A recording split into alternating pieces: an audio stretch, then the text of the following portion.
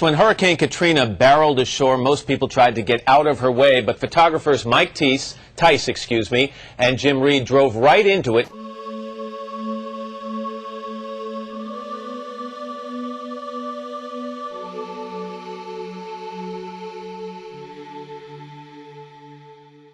Why is this job happening? 2005, August of 2005, Hurricane Katrina basically crushed the city of New Orleans, and it was devastating. You know, where I'm standing right now, there was about 4 feet of water, and the VA hospital, which is located about a half a mile that way, was basically destroyed. Off-site right now, but just for full force and effect, I'm going to don my gloves.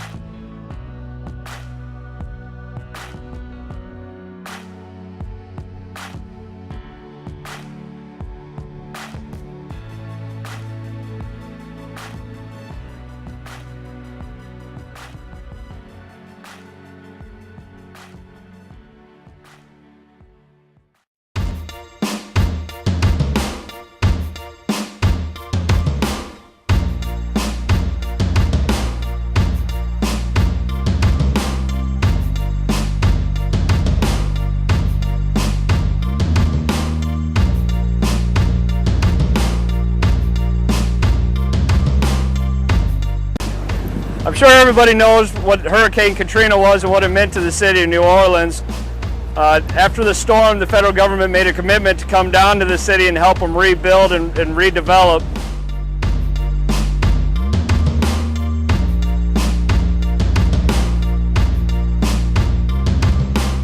The building facade consists primarily of precast, metal panel, and curtain wall. And all those systems have been designed to withstand a force of a Category 3 hurricane, which is what Katrina was when it hit in 2005. Ultimately, what that means is a lot of rigidity in the structure.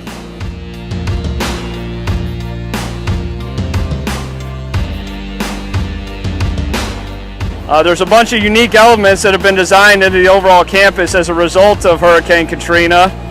All the critical services and all of our buildings are 21 feet above the floodplain for the area. That's all the patient care areas, kitchens, critical equipment, emergency room services. The mock-up we performed out here was a $500,000 mock-up, 2 stories tall, completely independent of everything else on the campus, and is fully enclosed. One of the unique parts of that mock-up was the ability to move it up and down and side to side. So to achieve that, we used hydraulic rams, lifted the building up 3/8 of an inch and dropped the building back to 0 and dropped the building down 3/8 of an inch. We did the same side to side, so we moved the whole structure to the left 3/8 of an inch, back to 0 and to the right 3/8 of an inch. Pretty different, something I've never done.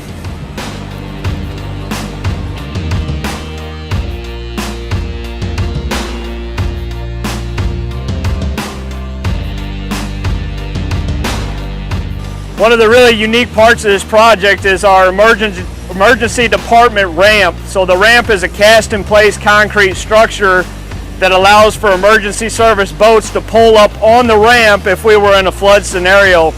So if we do get another situation where the city of New Orleans floods, emergency boats can pull up and drop patients off at this ramp to a fully functioning hospital.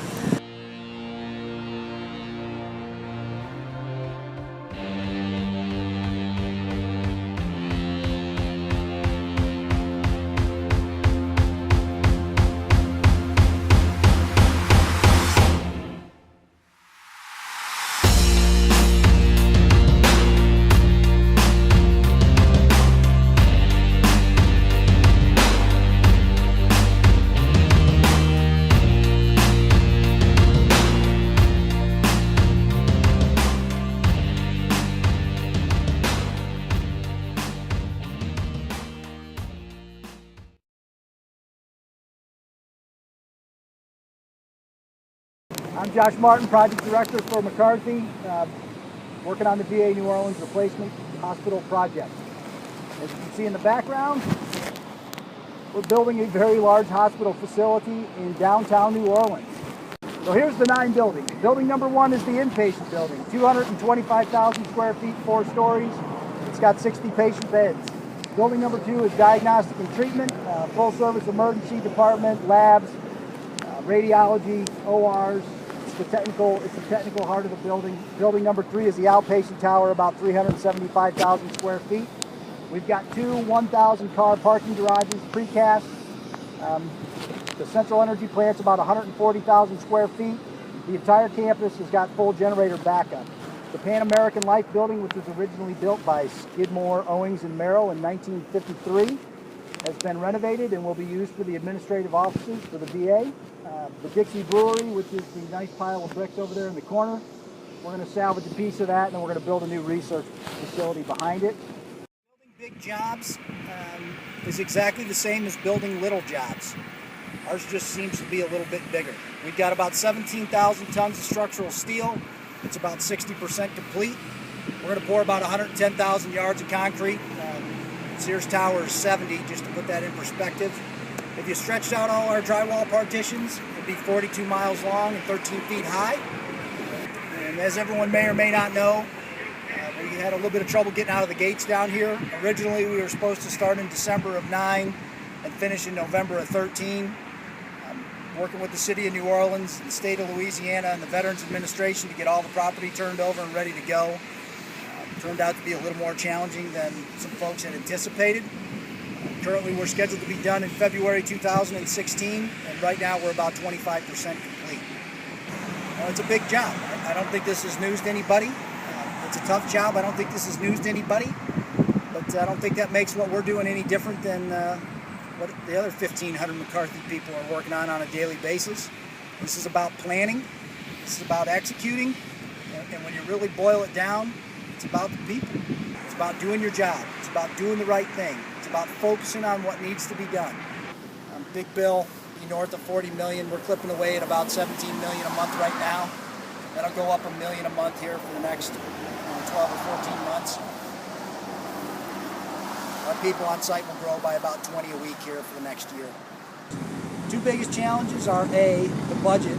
It's taken a tremendous amount of effort from the higher level people on our team to really focus and try and control this thing. We should be focused on trying to build and execute the work.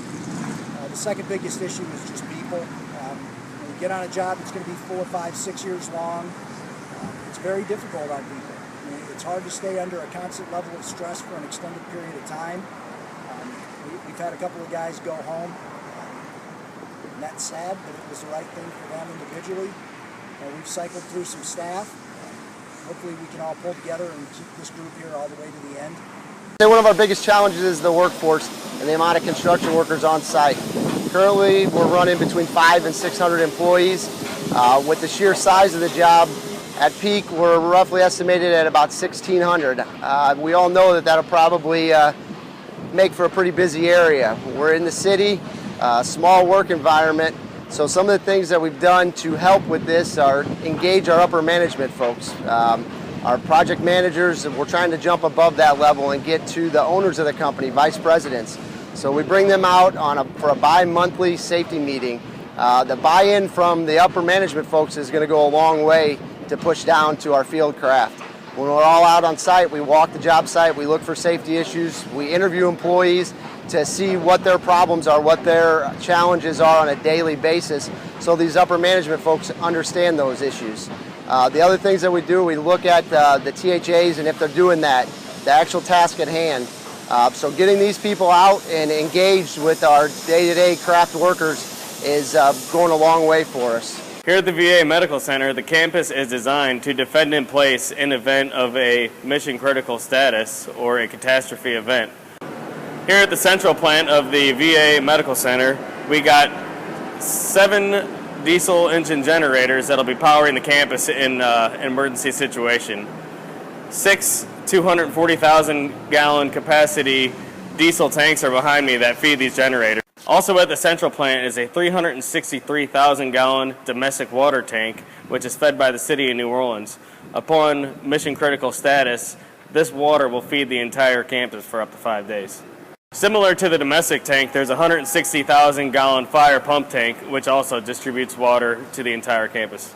There are several other aspects that go into the defend in place design. There's a processed water tank which collects rainwater as well as water from the city of New Orleans to feed the campus, and a sanitary tank as well. In addition to the utility requirements for the design, the exterior facade of the buildings is designed with blast requirements, as well as the parking garages can support a Black Hawk helicopter if necessary. The part of organizing and motivating people is they have to understand why. And I think every one of us, spends the better part of our day trying to understand the why about something. And one of the things that you miss when you're very focused on the technical and building a big job and doing all these cool things is why we're building this facility. This facility is going to be a state-of-the-art medical center that's sole purpose is to take care of our veterans and their families. These are men and women that have, put their life on the line for us, and I can't really think of a much more noble purpose than that. So we need to get this thing open. The care is desperately needed. VA, since Katrina, is currently scattered through about 38 facilities here in the New Orleans area. They don't have basic services. They don't have inpatient services that are run by the VA. They're renting their beds from some of the local facilities here. And if you want to talk about sense of purpose and doing the right thing, doing a job of this magnitude for the veterans of our country, it's probably the most important thing to consider. So for all you vets out there, thank you. Thank you for your service. We appreciate what you've done, and we'll do the best we can to get this thing open as quickly as possible. At the end of the day, the cool thing about being a part of this project is we're providing a facility that's going to be standing, probably longer than I will, that's providing services to individuals that have been a part of serving our country and protecting our country. On top of that, we're providing a facility that can support the community in New Orleans if another storm comes through. And to put our name and our mark on that is cool. It's a good thing.